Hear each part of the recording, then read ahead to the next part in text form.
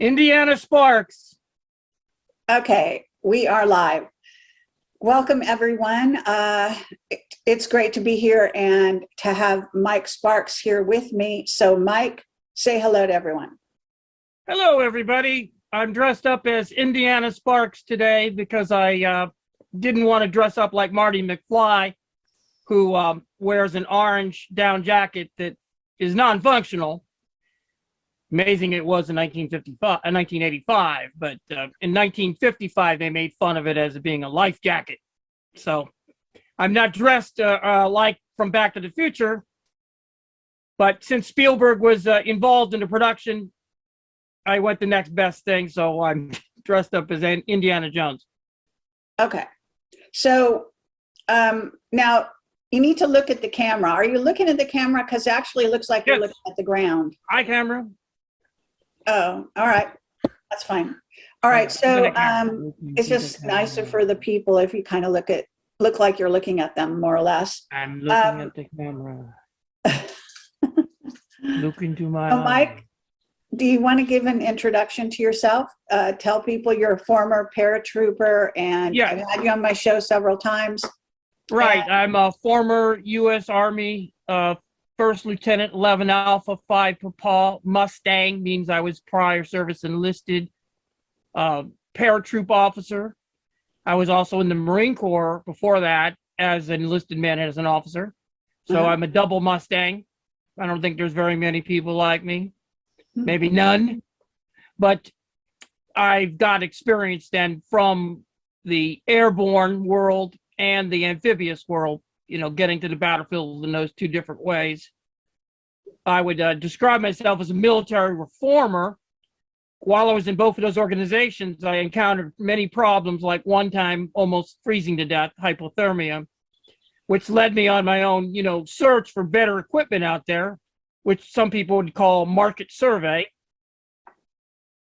So the market survey showed that there was Gore-Tex out there.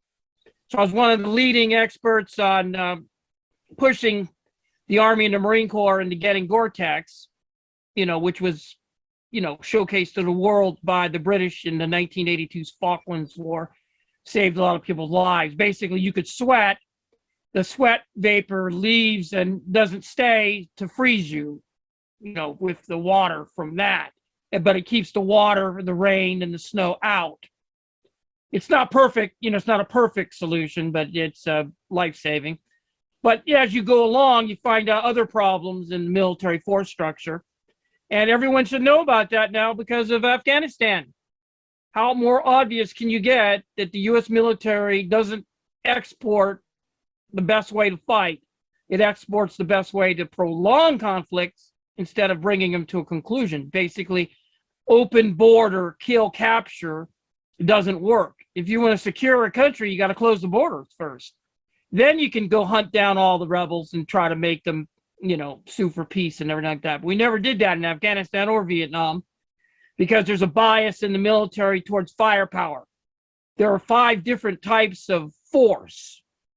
You have firepower, maneuver, engineering, psychological warfare, and then the last one, which will definitely make people stand back and shudder in fear, is supernatural power.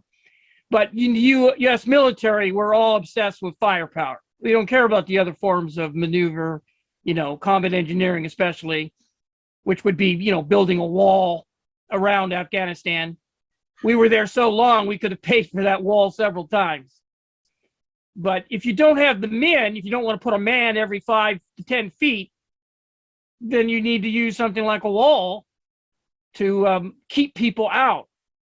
Could you keep people out with a man with a rifle? Yeah, but that's not the most efficient way. And it wears you out, obviously. And, you'll be looking in the other direction. I've done this before. And then when you look back, they've gone. They've snuck by you. So you need to back up what you're doing with multiple layers. We call that combined arms warfighting. So that's what we're failing to do, with our allies, what we are exporting to them. We saw a failure in Afghanistan, and you see it happening now in Ukraine too.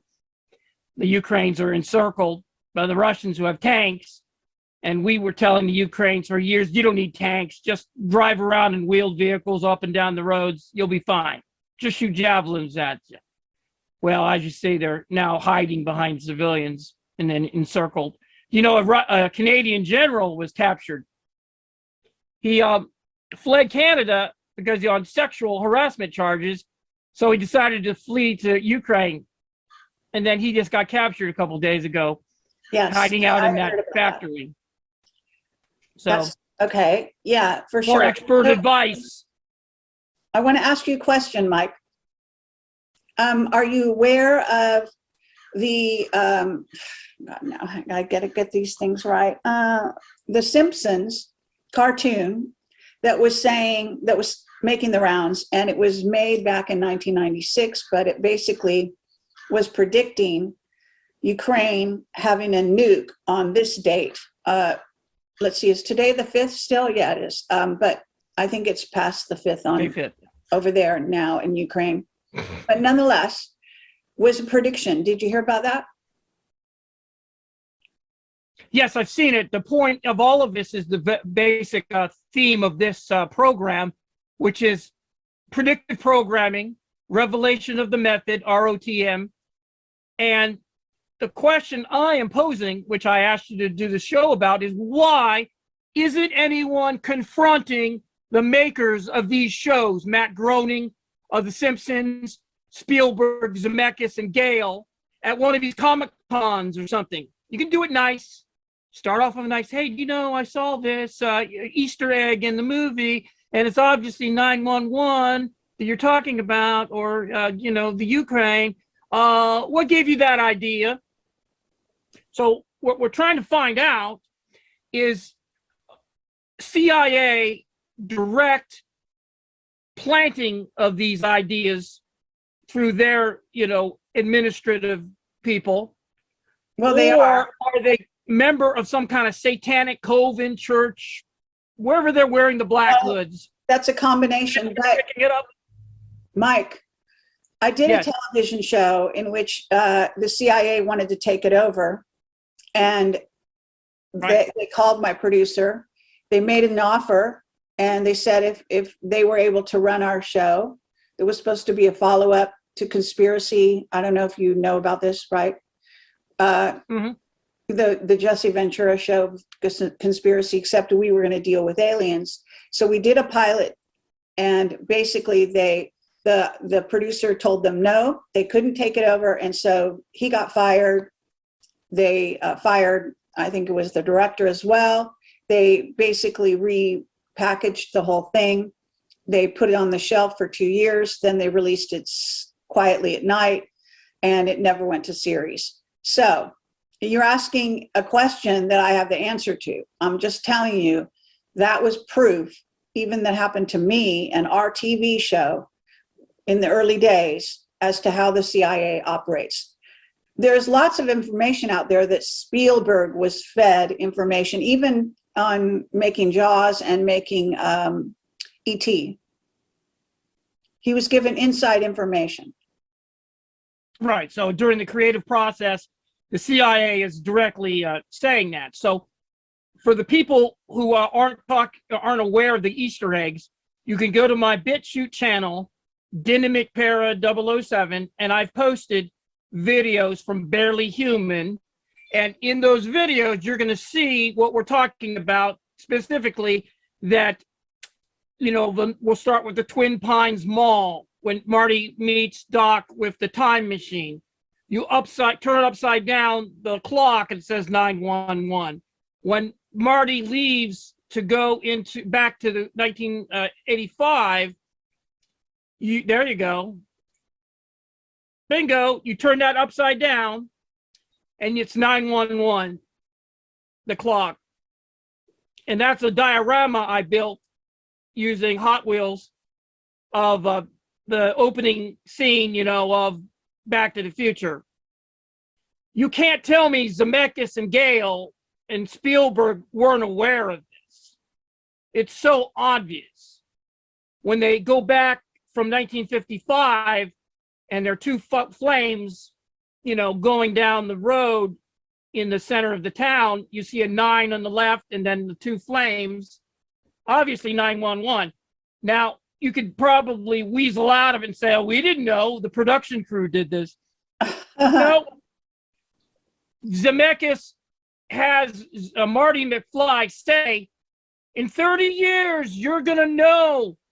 Well, guess what? 30 years from 1985, 2015, Zemeckis made a movie called The Walk, and the guy is walking across the 2 World Trade Center towers, and he's wearing the Marty McFly orange vest. Now, that is overt Easter egg laying, and Zemeckis can't back out and say, I didn't know what I was doing. Yes, you damn well know what the symbolism was. Sure. So that would be the first question. The second question then is, you know, specifically, how did you in 1984 get all of this 911 stuff? Was it from the CIA or from some religious group? You know, because you know the Rockefellers built the towers with thermite in the building, so it'd be easy to implode them later. The architect, Lafayette, admits that, and I've got his video on my BitChute channel. What I use my BitChute channel for is like a mental filing cabinet, because I'm tired of people, they're not doing the research. So I say, fine, I'll put it online. There's where you go, watch it, and you'll see the architect saying thermite was built into the World Trade Center towers. You could do a lie detector, voice analysis on him, or whatever you want to do. You can't evade the fact that I'm doing this in good faith and I'm factual about it. I'm not saying anything that isn't backed up by facts. And we know that the Rockefellers built the World Trade Center towers. We know they have a Freemasonic religion where they have 2 candle holders or something that are going to burn down. They got the Illuminati card game. There's a lot of revelation of the method going on. And what I'm going to say is probably never been said before anywhere. But I need to put it out there because it's a secret that not going to hurt us. It was explained to me that revelation of the method is a golfer's handicap that God has told Satan, look, these guys are stupid. You've got to give them some kind of advance warning. The people, the sheeple. And before you do any of these stunts, you're going to have to show it somehow in art, some kind of warning. Mm-hmm. Look, don't get mad at me. I'm just telling you what I was told. The revelation of the method is a handicap that God imposes on Satan, or we'd be totally clueless. So it's a check the block kind of thing. So if I'm Spielberg and Zemeckis and Gale, you know, SZG. If SCG is making a movie, you know, got a little check mark. Okay, we got the latest Easter egg that's coming down the pike. We've got it. We got this scene, And then apparently not enough people saw the Easter egg. And he made a whole movie in 2015, The Walk, to try to kind of like, hello, 2015, 30 years, Marty McFly. So he's not innocent. There's no way Zemeckis can back out. The only thing I'm kind of curious about, is it a good faith warning? Did Zemeckis, Gale, and Spielberg get together and say, this is BS? They're going to kill thousands of people in the World Trade Center. We're going to somehow warn them. And it might be true. Seems to be kind of a, you know what I mean? Like a feeling when you walk back into the future. Feeling of desperation. They're trying to warn you. Okay, let me say that you're not the first person. I've been talking about this for years, okay? And I'm not the only one. There's lots of people out there. They don't call it the revelation of the method, okay? But it is that exact thing. I word it a little bit differently. Wait, slow down. I word it slightly differently, but it's the same thing. Basically, the Illuminati are trying to avoid blowback on the spiritual level because what they're doing is performing so-called magic. So in the magic act, what you have to do is you have to reveal what you're doing ahead of time. And if the people are too dumb to pick up on it, then Right. that, from their point of view, okay, absconds them from blame and guilt, okay, for doing the negative thing. Now, that's been known for a very long time. But I can say that whether or not indeed it does help the Illuminati to get out from under the penalties for doing the negative, whether that's actually true, in a certain sense, the jury is still out on the planet, right? Because the Illuminati have gotten away with so many negative Right. things, even though they have put in, predictive programming ahead of time, messages and so on. And as far as Spielberg and them knowing, it's one thing to know that you've been given some kind of predictive programming. It's another thing to believe it, first of all, because you're told something's going to happen in 30 years, you may or may not believe it, right? Regardless of how smart you think you are. How do you know?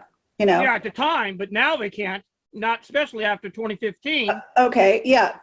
But then, okay, let's move it up to the current time. Okay, so I just told you about this, Simpsons episode.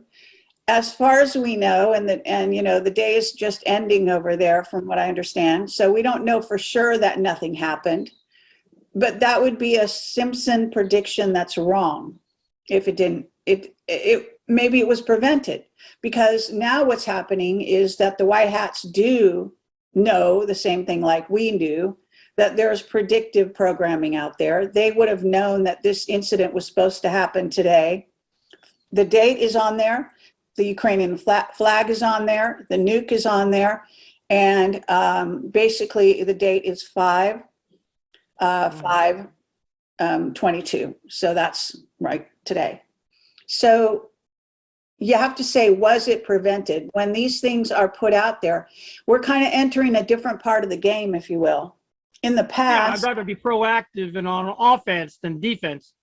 but in the past, we didn't really have what I would call a white hat organization that was working in concert, even worldwide, to change the playing field, to go up against the negative. They really didn't have any Opposition. obstructions Right. or, super opponent. They had good people, trying to do the right thing, but it's always after the fact. It's now what we've got is the White Hats have AI, and the AIs can tell you what's going to happen in the future, the probability of it happening, right? And then they can also give you tactical guidance on what Right, how to to do spoil to it. stop something. Yeah. Okay. I also So- want to know what's going on with predictive programming, revelation of the method. But I was watching the trailers for the new movies coming out, and they were so atrocious. And even pinching my nose, I have to watch this. But someone has to watch these new movies coming out. See That's see right. what exactly are they. No, it's absolutely true. Yeah, I telling us. agree with you. I agree with you. And there are movies. That's that- something your readers, listeners can do. We can help us here, please. Watch Yeah. some of these movies and look for the Easter eggs, the Illuminati symbology and the predictions, so we can get the white hats on it. The spoiler. Okay, I've got something for you to feed in about. Okay, can you give me your thoughts on this? Have you heard? Because I just talked to Richard Allen Miller. I'm going to have him on my show. He's a physicist who is also a master magician. So he's has written dozens of books. He's a fabulously intelligent man, and he is predicting, based on some astrological configuration between Uranus, the sun, and the earth, on March or April of 2024, that we're going to have what he's calling something like a Carrington event. And you know what a Carrington event is, right? Right. Something that changes the world. Well, it's supposed to be a solar flare. That's the trigger. He doesn't even seem to think that necessarily that sort of premise is right, but it's called the Carrington Affair. It could be an extinction level event, or it could have the potential of that. He is saying something that I actually had a precog dream about in the future, and that is that a landmass, there's going to be some kind of huge, I don't know, movement of upheaval. the plates. Yeah, upheaval. Yeah. And I saw a mountain rising up out of the sea opposite approximately the San Francisco Bay Area. Now, that was just a vision dream that I had. I don't know if it'll ever happen, but in my dream world, it was real. Okay, it was a prediction of the future.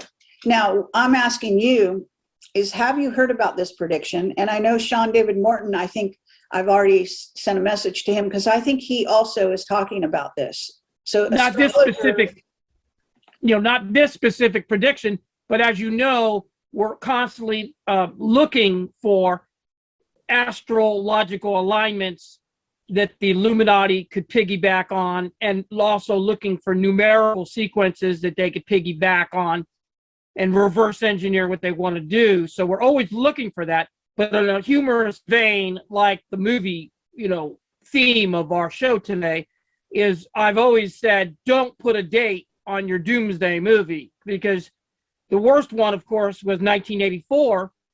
Huxley should not have called his book 1984. Call it something else, please. But from now on, everybody... Well, it would have been more accurate to call it 2022.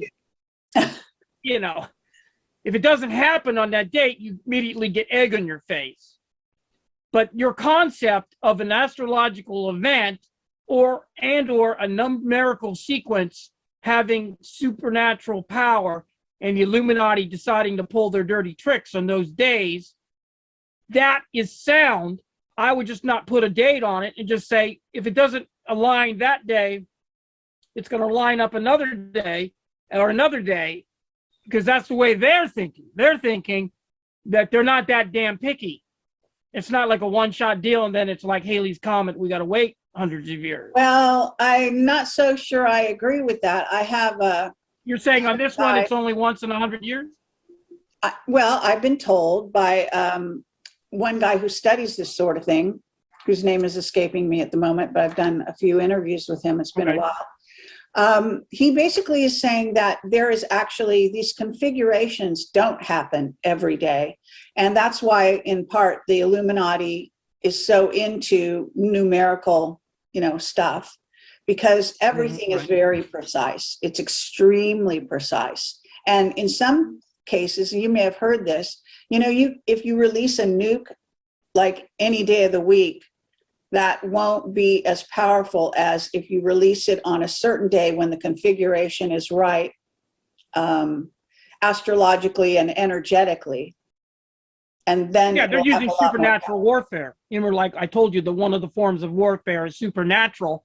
That's DOD right. it's not in their playbook. They don't see it. But you're right. They are looking at that world too, to maximize, force multiplier, we would call it DOD. Force multiply their attack. That would be right. The supernatural convergence. Hell yes, they're doing that. Okay, now I want to ask you though, but we just posited a potential event. Now the question is, can you think in terms of the movies lately, and do we see any movies that are starting to predict what this event might be on the 2024, March, April of 2024. It's before the election of 2024, interestingly. Some predictions have even said Trump is the last president. Mm-hmm. Biden isn't really a president. So he's not elected. So technically, and the corporation was dissolved. Trump is the last president of what was the corporation, but now if he does get reelected, it will be of the republic, that he put the republic back in place before he left office. Now, the question though is are there some disaster movies, for example, or quasi-disaster movies out there right now? And do you know of any? The only one I'm thinking of is a TV show where a nuclear bomb goes off and then they're surviving. So it's just a TV show. And the movies that I've been seeing are like the people losing all morality and anarchy is declared. You know, the movies where all law and order on this one day is suspended and you can go do anything you want. It seems like the prevailing mood in Hollywood is for a complete societal collapse. It seems to be the recurring theme. Well, which that's is caused by a nuke, you know, taking out Washington, D.C. or some central well, control it's actually predicted for an EMP.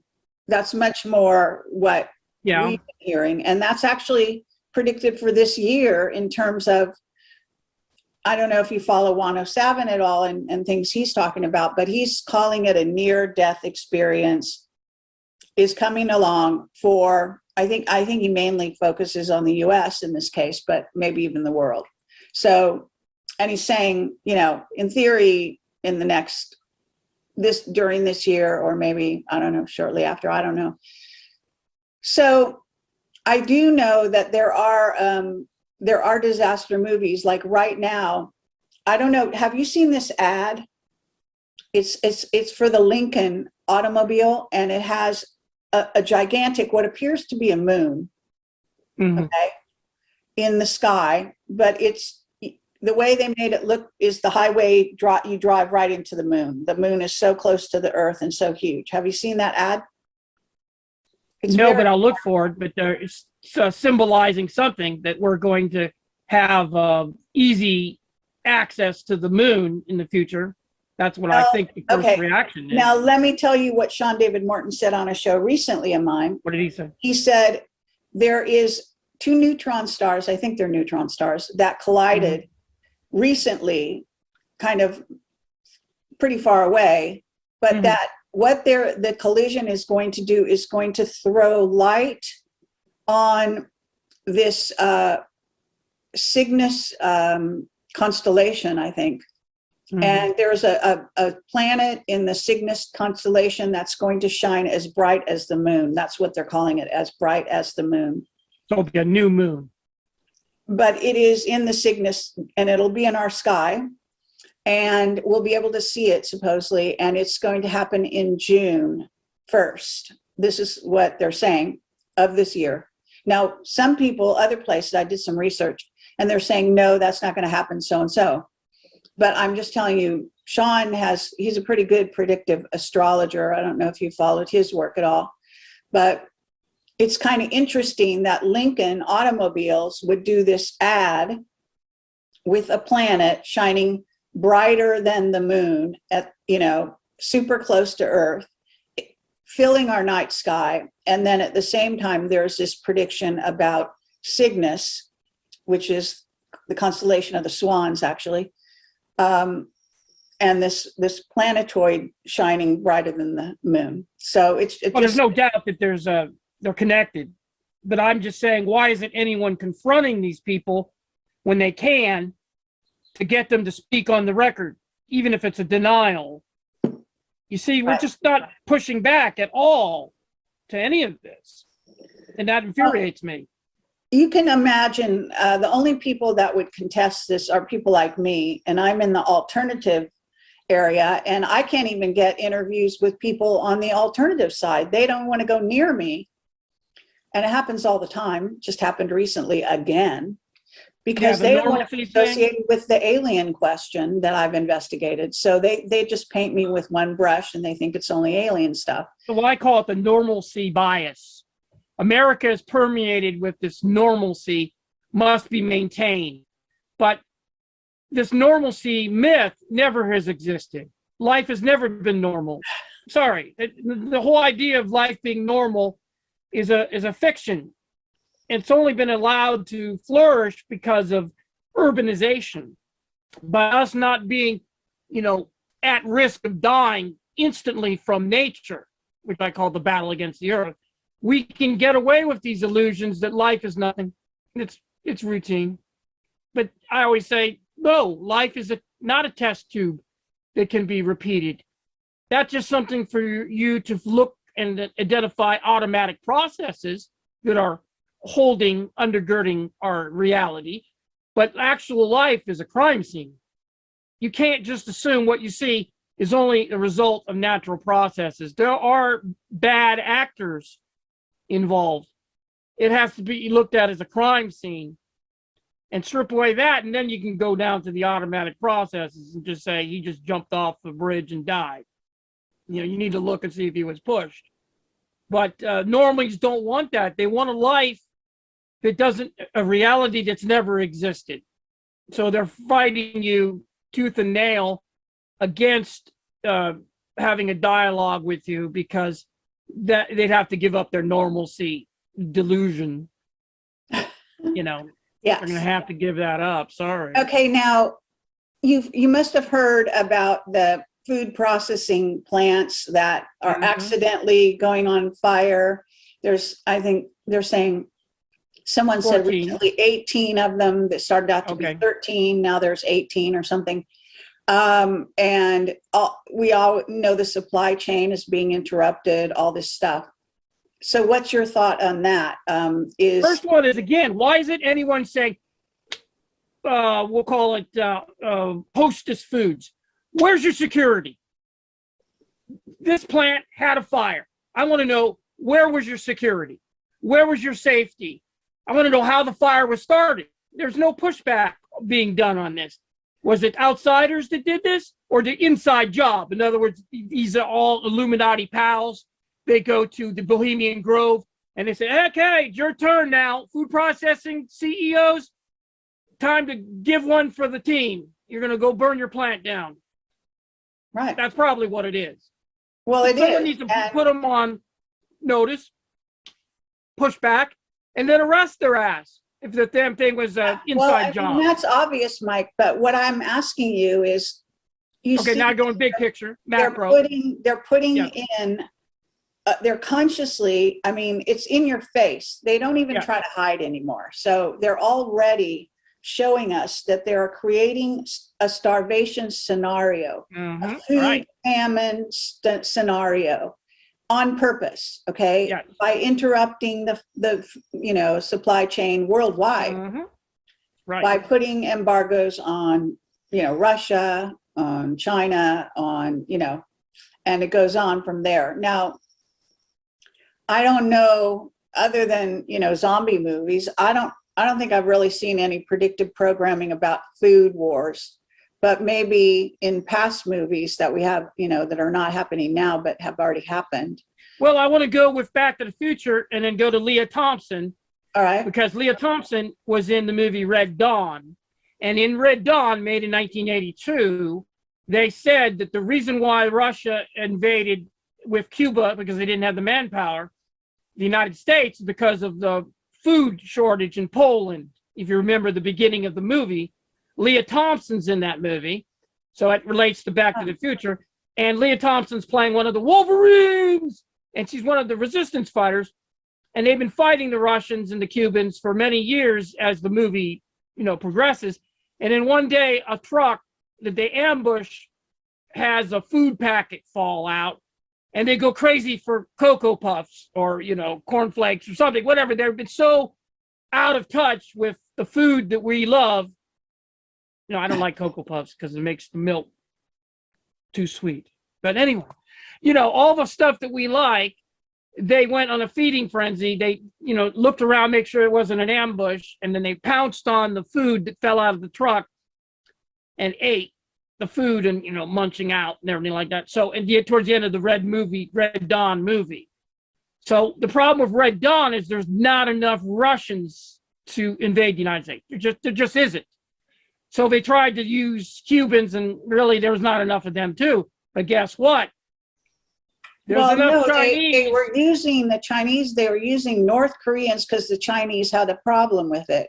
Right, in the remake. More than one version of the Red Dawn movie. Yeah, that's a Red Dawn remake. Right. But no, there's plenty of Chinese. Now, what I tap into, and it's in my, YouTube, BitChute channel, you can go to Ezekiel 38. Now, the troubling thing about Ezekiel 38 is the attack on America happens as an opportunity event. just go to Ezekiel 38, middle of the Bible, little bit past the middle. Ezekiel 38, it says the land of unwalled villages. The young lions are trying to protect it. They don't want to build walls. They don't want to have an effective military. The young lions are pissed off, trying to save this, country of unwalled villages. That's us, United States. And they talk about the war in Israel. While that's underway, the America is weak. And then they go and say, hey, they've got a lot of cattle, food, and everything, and they're weak. We can go grab it. That's the important idea that you should get out of Ezekiel 38, that it comes as an attack of opportunity, that America is very weak. And of course, America is what Ezekiel 38 is talking about. But you will see in the wording that we're not completely wiped out by nuclear exchange, but there is some Wolverine action taking place. So that gives you a hope that you can do the Daniel Craig Defiance thing, which you can see that movie in its entirety on my YouTube channel. It's called Defiance, and it's a true story of the Bielski brothers, who were Polish army soldiers who had military skills, and they told all the Jews, instead of walking to the death camps, why don't we go live like human beings in a basically off the grid, armed camp. It's a great movie. It's an inspirational movie. It's what we should be doing. Because the United States fractures, as Ezekiel 38 suggests, we're going to have a lot of that Wolverine action. And if you want your Cocoa Puffs, you better have a bunch, but they don't store very well. You've already had me on the show and telling you what stores well and what doesn't. But, your sugary foods, you better start stockpiling. It should be in a can. Or, I like milk, so I've got dehydrated milk. Packaged. Well, sugary, they're not good for you anyway. But right. I'm just saying, if you're like having a withdrawal syndromes like the guys and the gals in Red Dawn, the first movie. I have to put a little humor into this because it's a very dark subject. Okay, but obviously you could live off the land if the land has enough wildlife for you to hunt. Deer is very good to eat. Have you ever had deer? No. It tastes good. Okay, well, I'm not sure I want to eat a deer, but anyway. Oh, okay, sorry. No, I'm just saying. Sorry, I don't know. But it depends the circumstances, I suppose. What if you want to start growing, potatoes are the best things to grow because they grow crazy, and potatoes fill you up.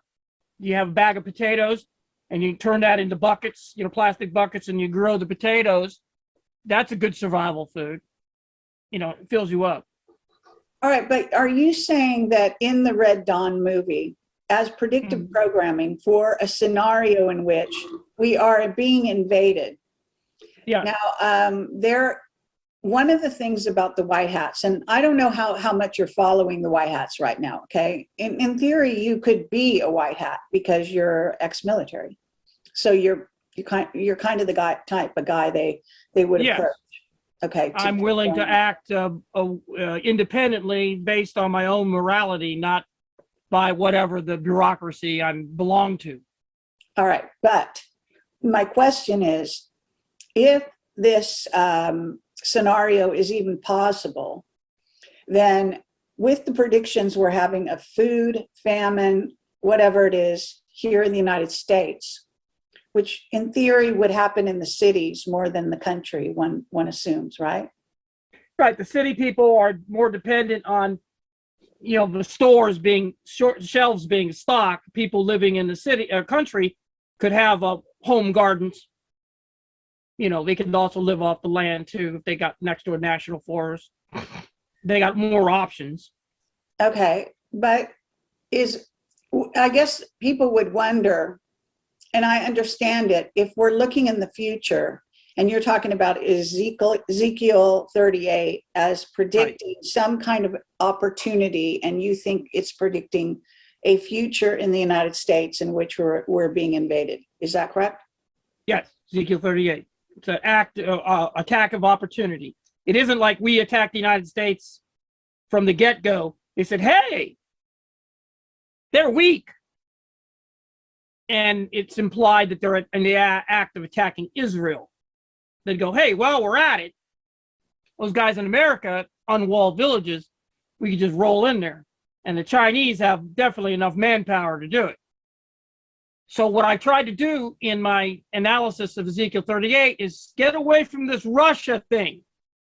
Yeah, Russia has more nukes than China, and they could do the nuke part, but they don't have the manpower to roll into the United States at all. Even in 1982, they knew that. So well, they don't also, they're also, in theory, Russia is not operating on that sort of premise at any rate. We are not their enemy.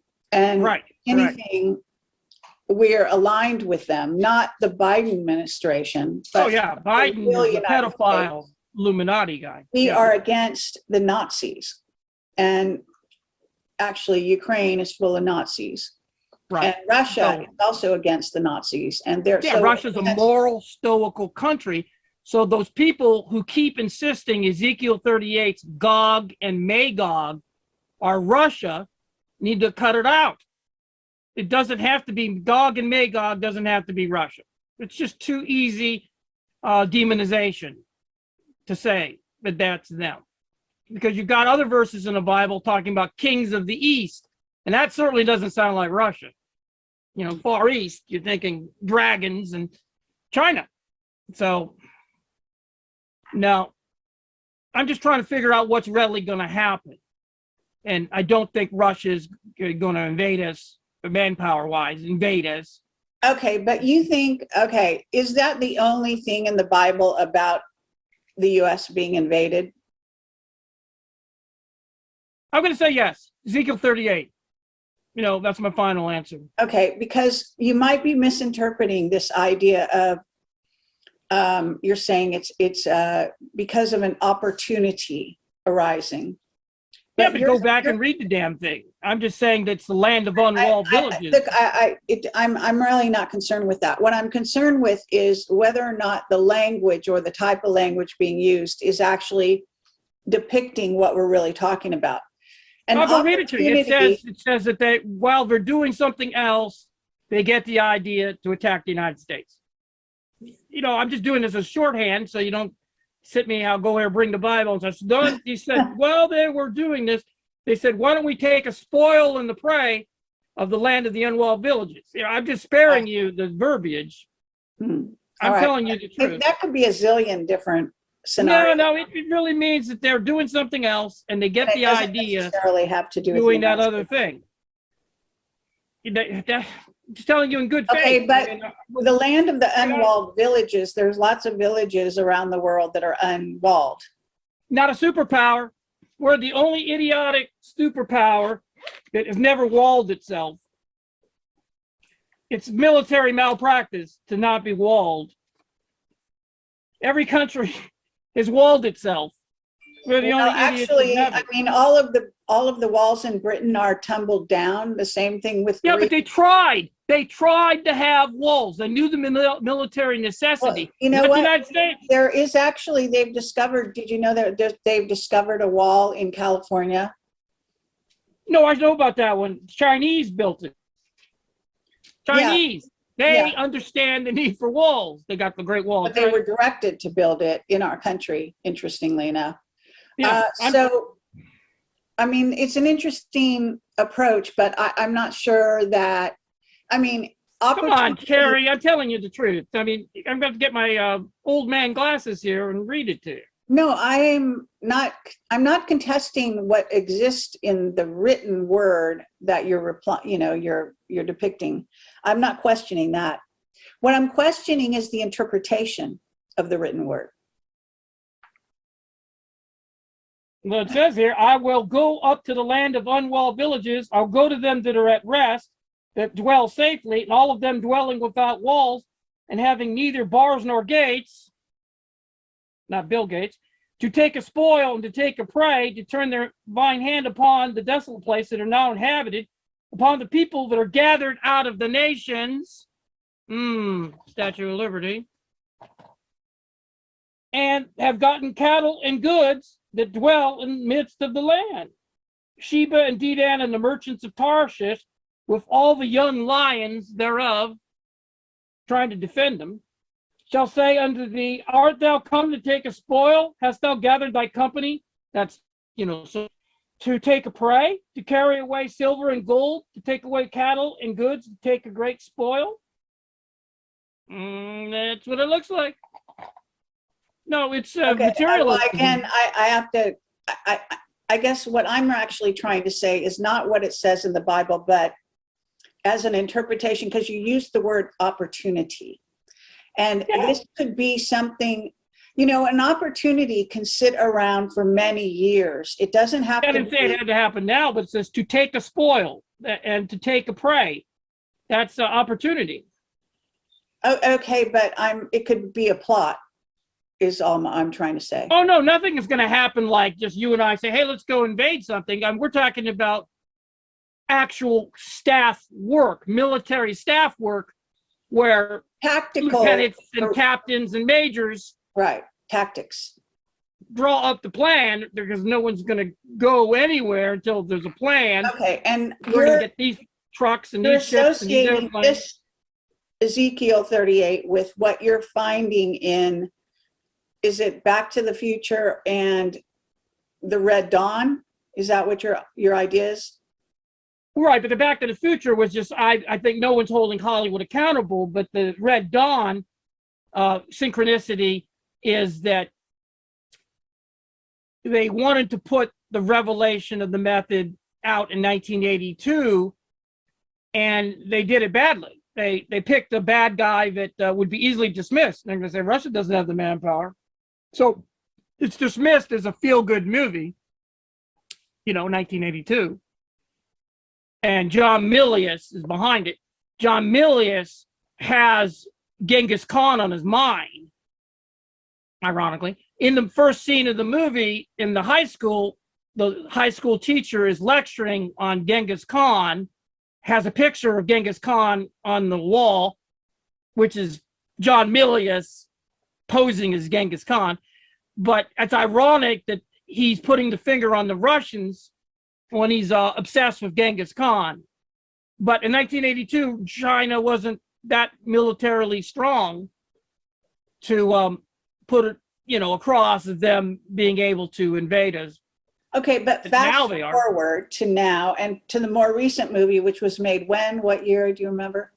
I want to say 2006.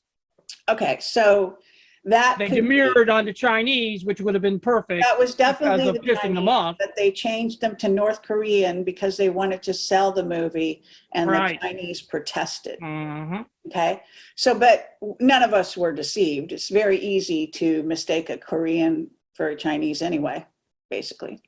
So well, the problem is every time this happens, it doesn't do the effect that the sheeple need, which is to be alarmed and take preventative measures. Every time you foul it up with an unplausible scenario, you shoot yourself in the foot. If that's what you want to do, if you want to warn people and do something, having the North Koreans invade just brings scoffing. Yeah, but I don't think anyone, just as you and I both know that, I think everyone heard the story. They made sure everyone heard the story, that the actual antagonist was Chinese, that they covered it up at the last minute. Everyone knows that story. So it does work in terms of a warning because it's in our minds. Okay. It's in the minds of the people. They knew. I'm game for any forward progress in good faith we can get. But I don't see these warnings as being a good thing. I see them as predictive programming, but I don't. Yeah, you're saying it. They're doing it to cover their ass. Yeah, it's completely self-serving. They don't, in fact, they don't even care whether you get it or not. That's not part of the process. No, that wouldn't surprise me. In fact, part of the process is that you don't get it because you're too stupid to get it. That's the point. Mm-hmm. Okay, but let's talk about this in terms of scenario now and these, let's say, food wars. Everyone can see that they're trying to take down the United States. We've got a communist in power. Right. The CCP stole the vote, among other parties. And basically, they're taking down our country brick by brick, if you will. Yes. So the opportunity is certainly there, and the White Hats talk about this a lot. They say what they don't want is for us to dissolve into civil war. That's their big worry. Fight each other, because while we're doing that, obviously, the barbarians really come across the gate, right? Right. So that's actually what we have. Now, I'm just curious if you, in your memory, because it's been a while since I saw the Red Dawn movie, is there anything going on in the United States at that time? You think there might have been a famine element, but was there some kind of, I don't know, degradation of the foundation of the United States when that invasion occurred? There is, but it's only in the preamble of the movie that's saying the United States was weakened by liberalism. Well, they're not far wrong on that, are they? Yeah, they're not. The country wasn't having the fighting ethos that it once had, but the country has free zones. In 1982's Red Dawn, the country does fight back, and we're going to say the Mississippi River is the zone as far as the Russians got, is halfway across the United States, and then there's free zones of the United States. But it's implied that everyone's on a subsistence living with food at that point, because you can't have a plant making anything when you're at war and that plant's going to get bombed. So even if you're in the free zones of the United States, there isn't going to be Kellogg's making sugar frosted flakes anymore. So the whole country is so we could be entering this scenario. Eating. Pardon me? This is you saying we could be entering this scenario. Yes. The question is the trigger. How weak do we have to be before they execute an invasion? Now, obviously, the Civil War would be a trigger. That'd be like, hey, all the people that can take a gun and do something with it are already killing themselves. Less for us to kill. That would be, yes, the Chinese will let that go on for a while and then pounce. But well, you've got biblical background for this now. Let's look at this, at our future, our short, soon to be here future, which is November, the midterms. We're supposed to be approaching some kind of food shortages by then. They haven't happened yet, really. Some people see signs of it, but I don't. And so this is what we're looking at. We're actually looking at a scenario like that coming up to the midterms. And the evidence is, at least so far, that we already had one stolen election, that they are not able to stop these people so far. Election will be stolen again. They stole the California. We tried to get rid of our governor not long ago. He should have been evicted. They stole that. Yep. So we're looking at the primaries now, and again, Wano Savin just did a show like yesterday, talking to Jim Grundvig, an investigative reporter, saying that actually right now the primaries, they're trying to steal those. Okay, so that's just the first chapter of. Yeah, I want to interject a thought. What people don't understand is once a coup has taken place, the people that have taken power make sure that they never lose power again, even if it looks like a free elections happen again. It happened in the 2014 coup in Kiev, and ever since then, the Nazis have remained in power. That's no accident. And Zelensky is not legitimately elected president. And so I keep telling these normies that the midterms, if they've got the voting machines under control, which they did to steal the White House, they're going to steal the midterms. So what you're going to have happen is these normies are going to come face the fact that this country can't be saved without getting their fingers dirty, with people dying. They don't want to revolt. They want some kind of easy, painless way to just go back to Trump. We're beyond that. They don't want to face that fact. So what will happen is they won't revolt because they're nihilists. Most Americans are nihilists. They want to stay alive at all costs. And so what will happen is we'll have food riots. And when the food riots happen, there will be bloodshed to stop it. and then there'll be somebody that's putting the two and two opportunity. together, saying the food shortages are caused by the Illuminati. So that would be hopeful if they got some heat on them. But again, all of this turns into what you say is, civil war. It's Well, yeah, technically civil war. in the end, but it's interesting because whether or not, see, the midterms, it would seem, would be the coup de grace, right? Yeah. If they stole, because they've spent 2 years now, it's not quite 2 full years, but a year and a half, or over a year and a half, with the latest movie I was just telling you about, the 2000 Mules movie, which is about the steal on the ground, the stuffing of the ballot boxes right. around the country. So they proved that beyond a shadow of a doubt even in that documentary. But as we know, it was actually the satellites that were involved with, AI system directed by, I guess, the Chinese and the Italians working with the CCP. So that's how the vote was really stolen. And they haven't gone in that direction, unfortunately. So those of us in the alternative that know that this is how it happened have been following the story closely. The mainstream is completely killing this story in every juncture because they're all bought and sold, right? Yes, I'm just saying that the salvation through the midterm knee-jerk isn't going to happen.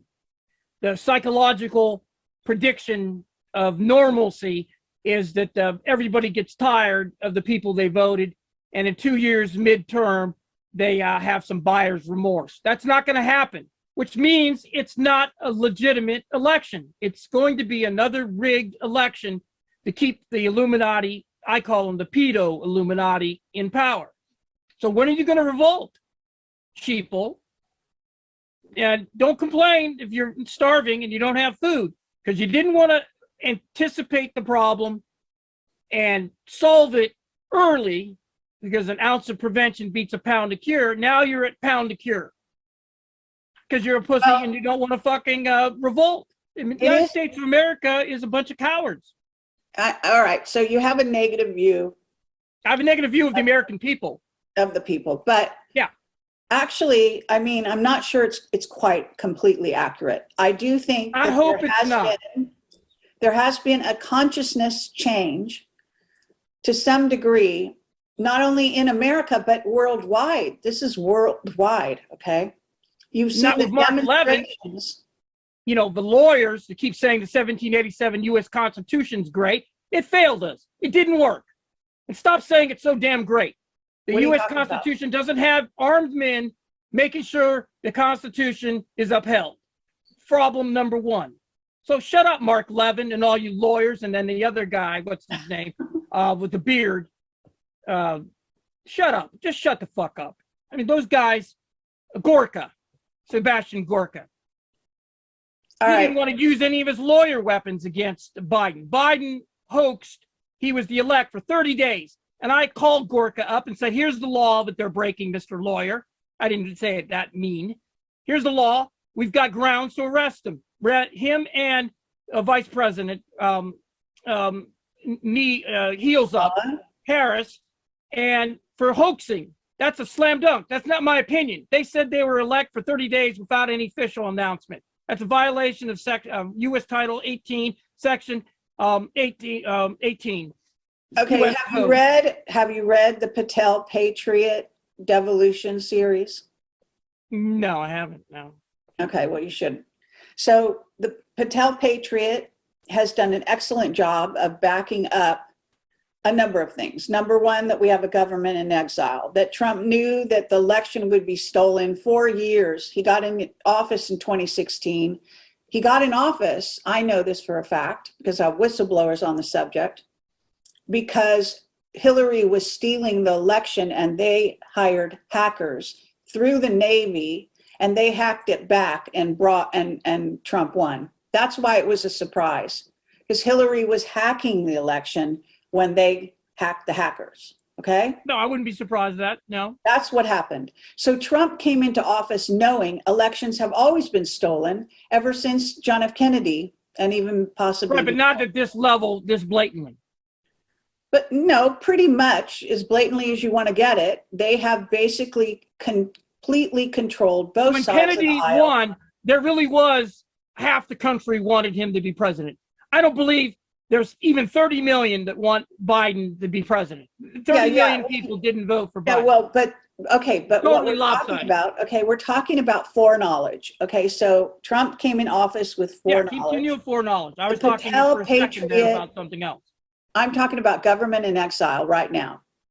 So we have Trump as part of a planned government in exile that he knew the election would be stolen, that he would lose. And do you know about the DNI report that Radcliffe was supposed to deliver that was late and didn't show up until, I think, like the day before the inauguration or whatever, the night? Yeah, I think I have it and I've read it. Yes. Yeah, all right. So they basically already knew that the election was stolen when they swore Biden in. That's a fact.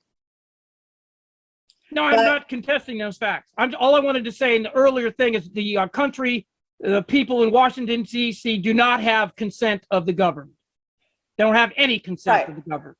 Okay. Okay, but what I want to say about this is that we were told in this defense, whatever it calls, it's a report from the Department of Defense, DOD. DNI, I think so. It follows along the lines of the Geneva Convention, in which it says, in this booklet, this manual, it says that once your country is taken over by invaders, that your military has 1 year. It can leave those invaders in place for 1 year, but after that, they have the responsibility to act, to oust the invaders. Now, they made Trump in March of, right after the election, in March of 2020, I guess 2021, they made Trump commander-in-chief. They swore him in. This is what, again, Juan is saying. So with that in mind, that is an action that the military has taken already to take back our government from the invaders. That's one act, all right? And supposedly they had to wait another year to do the rest of the act, which is to get rid of these invaders. They haven't done that. This is the trouble that I see, okay? And now on top of it, we're gonna have these fake elections that are all gonna be stolen by the same people who tried to steal the first ones, whatever, all of them.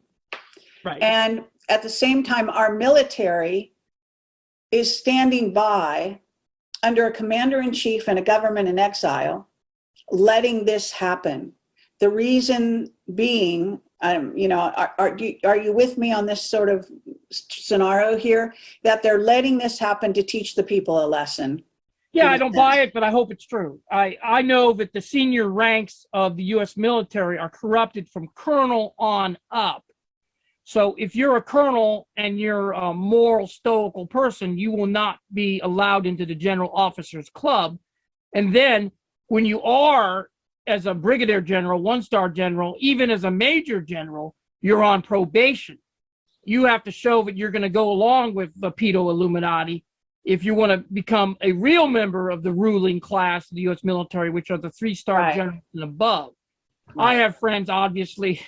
I wrote a book with one of them, and he was bounced out of the major general ranks because he didn't go along with the Wheel, Shinseki, Clintonista, peacenik nonsense.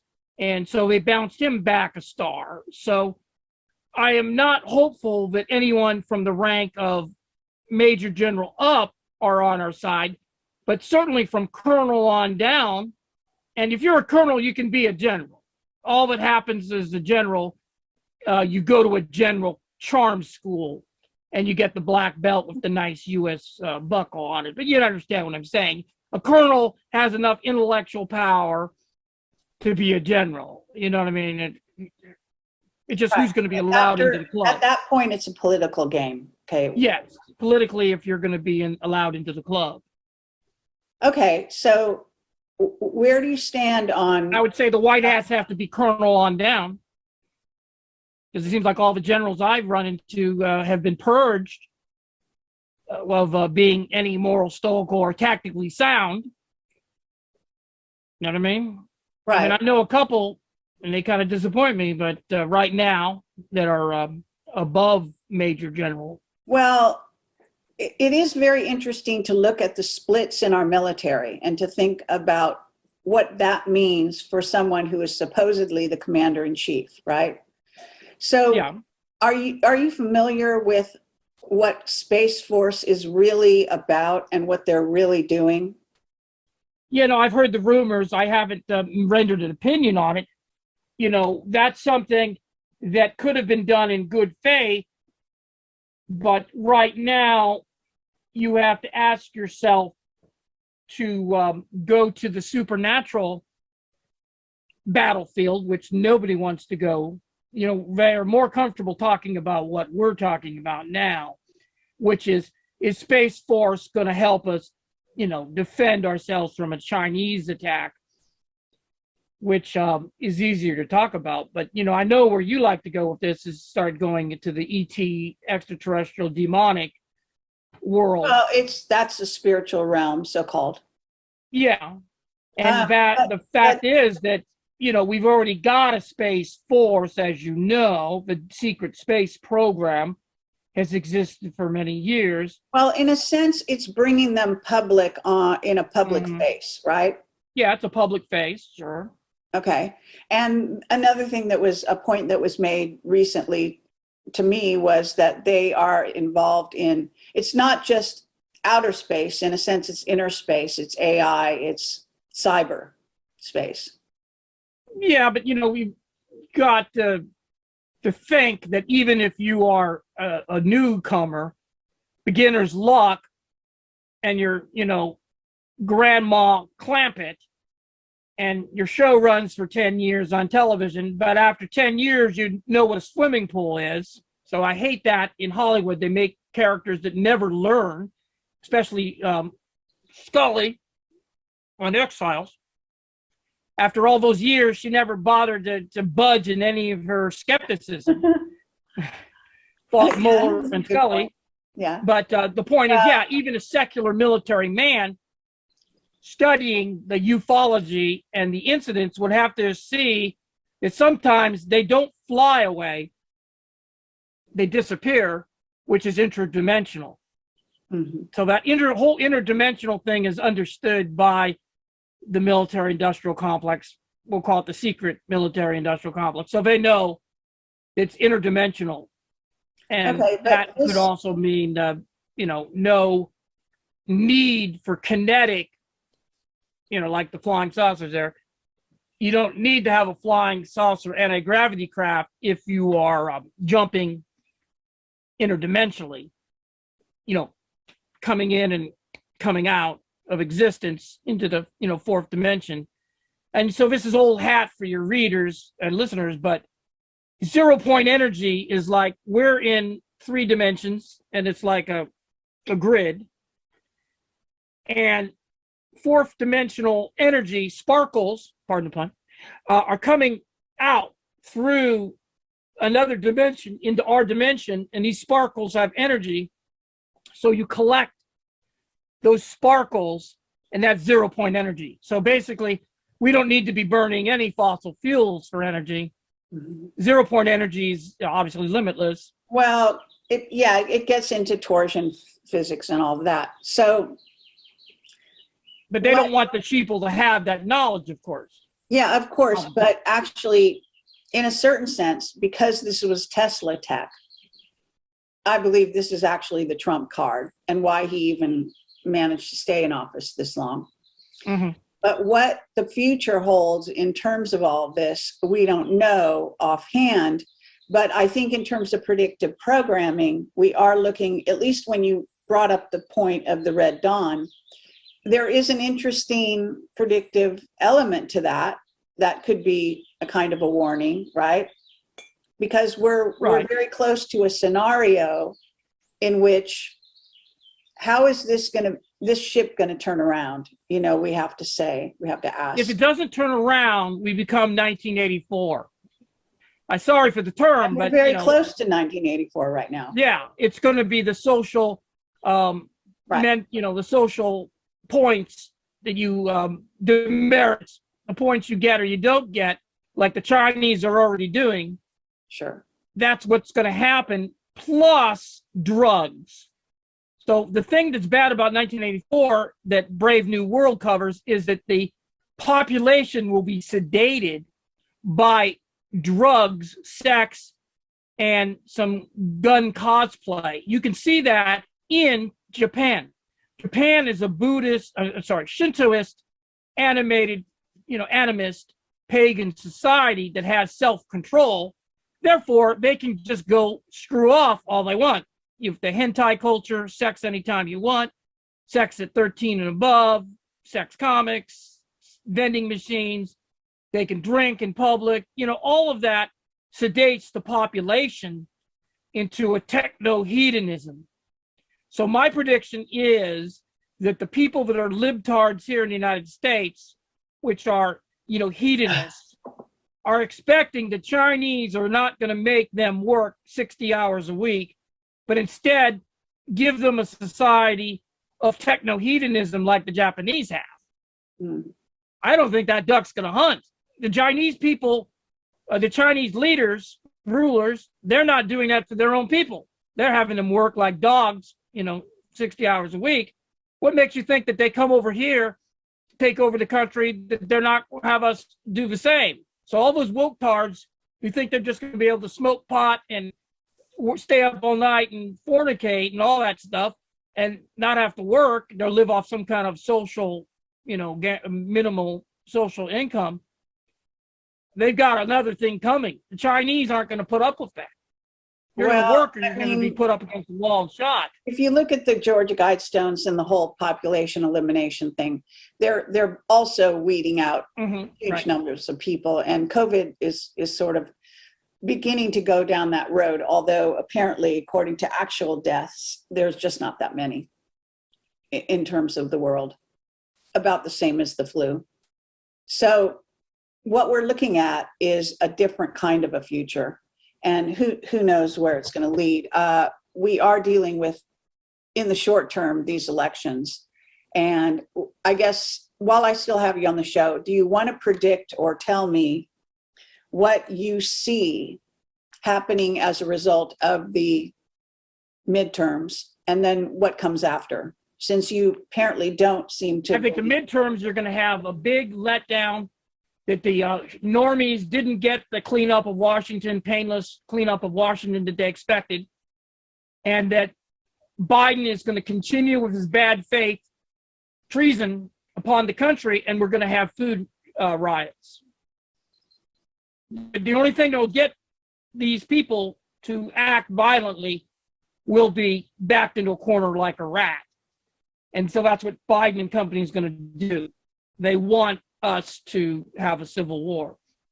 They're not getting enough people killed by COVID-19 China flu, so they want a civil war. So they're not getting it if everyone's fat and happy. Again, to get back to the Red Dawn, what the Civil War is actually intended to do is that while we're intent on the inside of the United States, they come in to invade from the outside. Now, right. I've actually had dreams like that. But I don't know if they're going to actually happen. I've also been told that's a different timeline. That's not going to happen here. So hopefully that's correct. The American Civil War didn't weaken us enough to where England could say we could roll in and take advantage of the situation. This is going to be worse than the American Civil War for, the Chinese to come in. I mean, it is possible that, and I was just, sending a message to Juan about this, but in a certain sense, I don't know if you're paying attention to the Roe versus Wade thing and what's going on with that. Yeah, I am. Well, there's an element of what's happening with the way they're trying to sequester the votes and the way the country is split. If anything, we're becoming more split, and that is just another element to further split the country. Right, but the thing that I would recommend you do is use the term bad faith to be the umbrella term of what is happening because the normies think that Biden and the liberals, the libtards, mean well, that they're acting in good faith.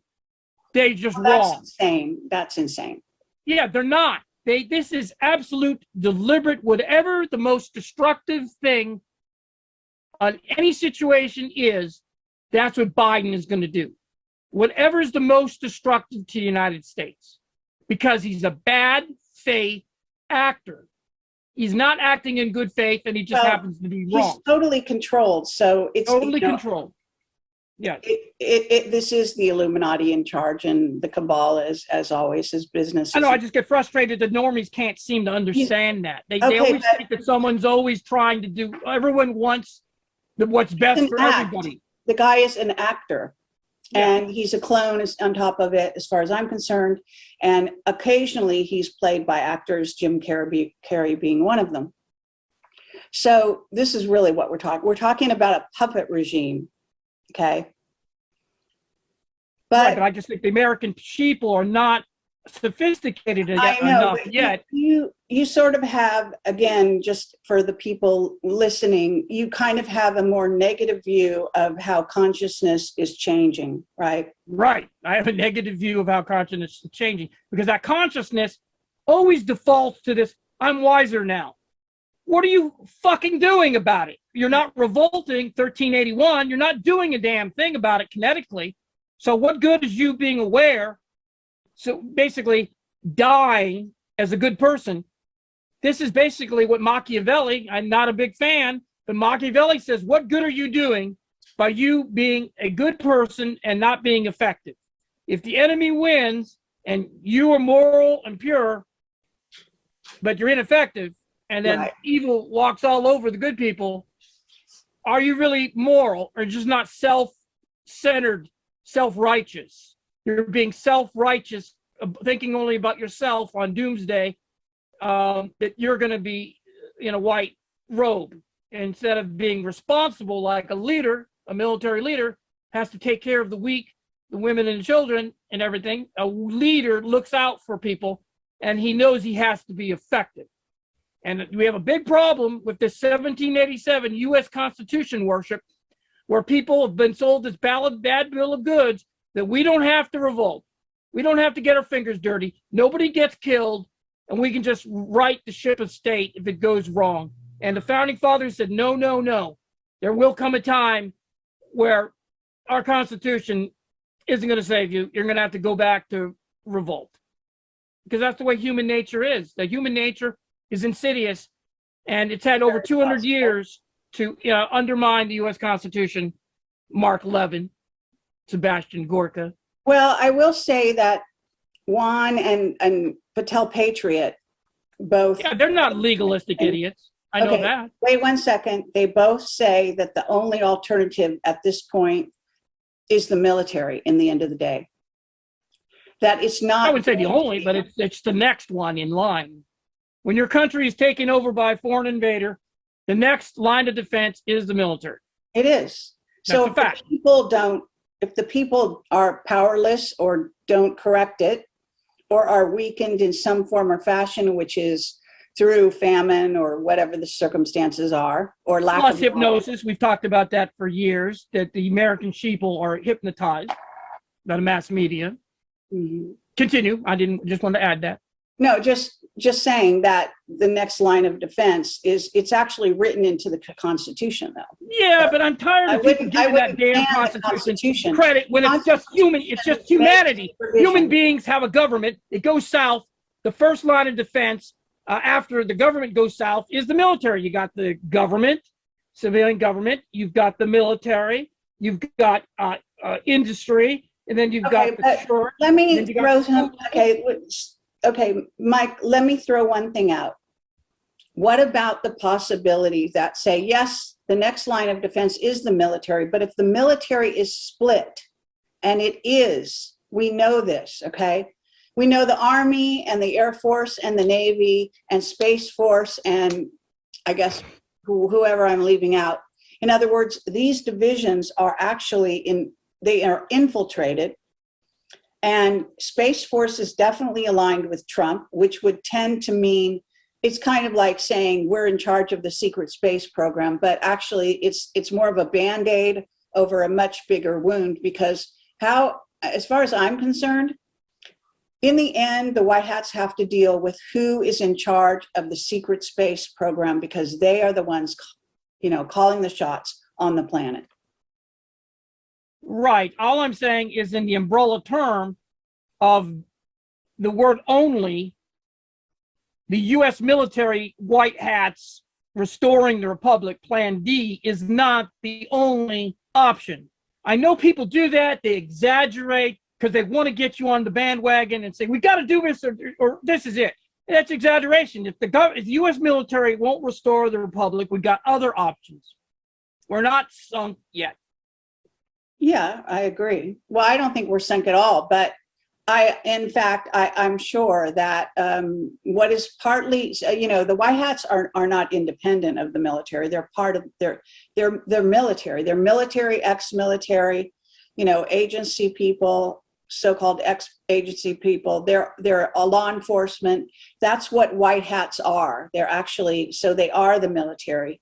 They're associated with the military. They come out of the military. Okay, in case you're not aware of that.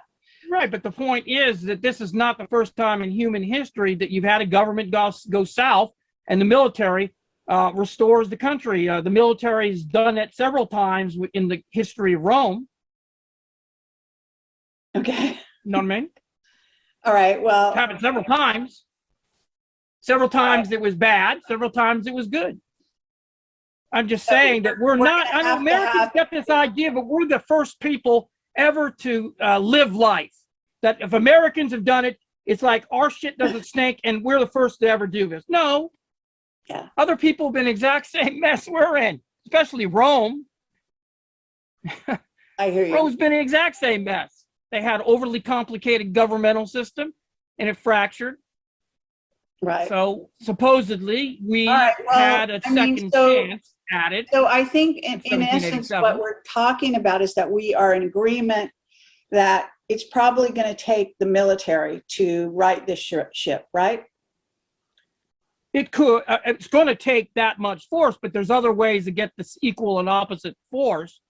The military is not the only way. Well, okay, with an awakened population, that's the theory. Okay, the theory is a military working with an awakened population that is like 80% awakened. I don't think that's achievable, but that is the White Hats point of view.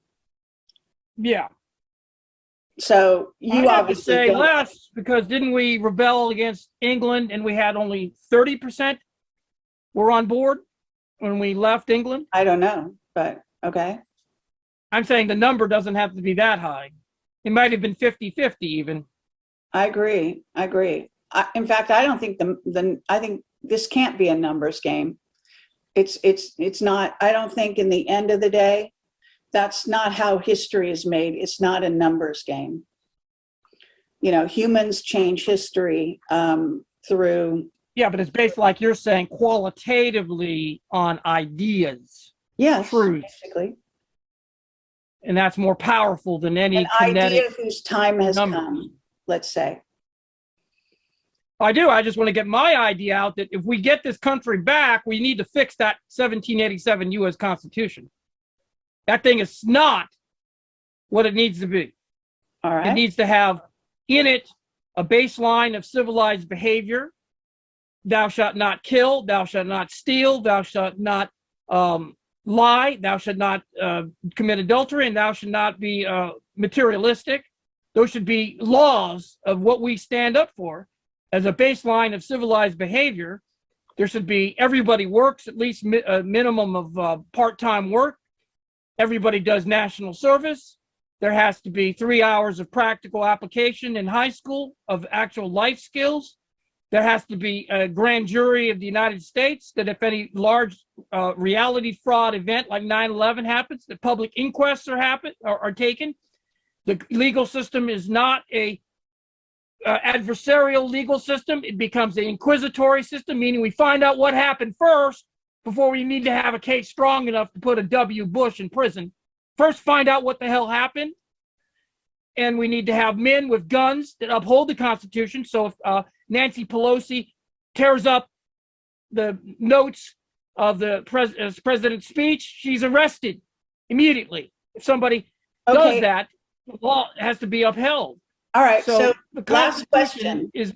I appreciate your vision for the future in terms of the Constitution, but before that, I also want to know what you think about the indictments. Do you believe the indictments exist? And do you think that I do they exist? The trials are going to happen? Have you heard any, any contacts? I haven't heard any word of trials. Okay. I think that it will die on the desk of what's his name, the Attorney General, Marshall, whatever his name is. Oh, you know what I'm talking about. The Attorney General. What do you mean? Yeah, it's not going to happen. So he's going to turn all of his good work in, and it demands a trial and people being arrested, and they'll sit on it. So nothing's going to happen. What would be the point of that? Well, they would say that you're talking about the country is too divided right now. It would cause a homeland security situation.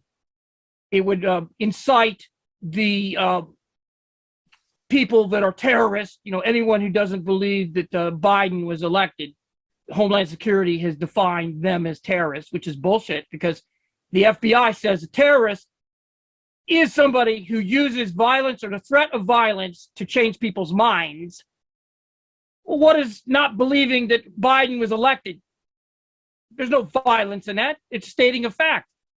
So they're lying at Homeland Security. Okay, so but they'll use that and say, we can't have these trials progress because it'll incite the terror. I think you're maybe not understanding that John Durham cannot, John Durham and the so-called indictments that exist, which are supposed to be thousands, they cannot be revealed while Biden is still considered the president. Those two worlds can't even coexist. Well, then there you go. You've answered your own question. They won't take action because he's president. Well, I actually which is bullshit. I think Biden is, the Biden laptop alone, he is implicated in so much. And I don't know if you know about this. I think I sent it to you. I don't know if you read it. It's called Ryan. Right, but I'm saying if justice can't be done because he's president, then he Biden needs is to be a removed as president. pedophile. Pence is a pedophile. These people are pedophiles. When they're exposed, change has got to happen. That's right, but I'm just saying that this idea that you're president of the United States or you're a politician or you're a public personality, you're famous, you're above the law, that Illuminati crap has to stop. And Trump is one of the biggest perpetrators of it. When those people, Whoopi Goldberg and Kathy Griffin, showed him being decapitated or shot, he should have had them arrested because they are attacking the office of the president of the United States. Trump always thought of himself as being President Trump, as a personality. He never understood you are representing an office, and they violated the law, threatening the highest office holder of the land. They need to be arrested. Well, but he kept looking at it like just a personality. A whole nother discussion as to it is a whole nother discussion, but that's who's really running. Who's running? You're president. You can't be the zoo. Who's really running the zoo? Arrested. Why did Trump make certain concessions while in office? Why didn't he do certain other things we really could have done, which legally, even according to the Constitution, he had the right to do, and even expanded some of those powers while he was in office, but certainly Obama had already done so. So, okay, this is a very good discussion, Mike. We're going to have to wrap this up. I hope I'm wrong. I hope somebody gets arrested from the Durham investigations, but only low-ranking people. Yeah. Is what I hope we stop hearing about this stuff and actually see it and it demonstrated. But I always tell people, if somebody kidnaps your kid, you need to shoot them dead right then and there. There needs to be proactive law enforcement from the citizenry itself. This idea of waiting and calling the police is too late. If they've got your kid snatched and they're already in a van by the river, it's too late.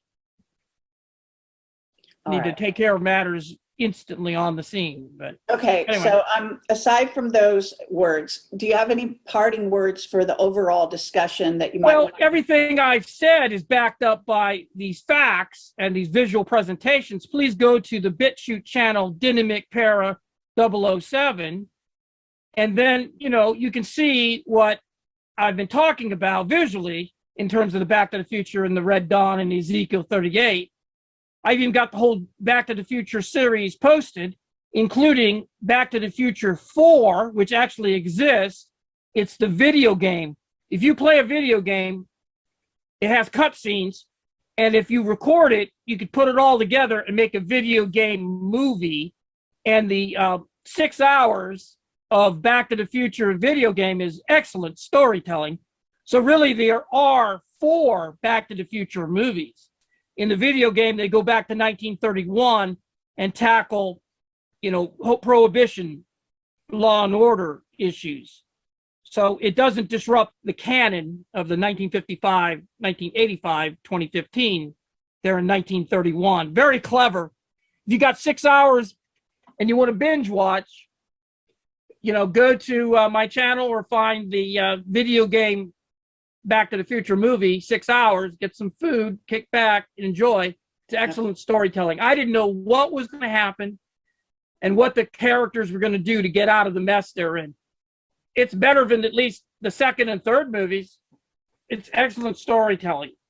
Okay. So that's hopeful. There's a lot of creative people in the United States.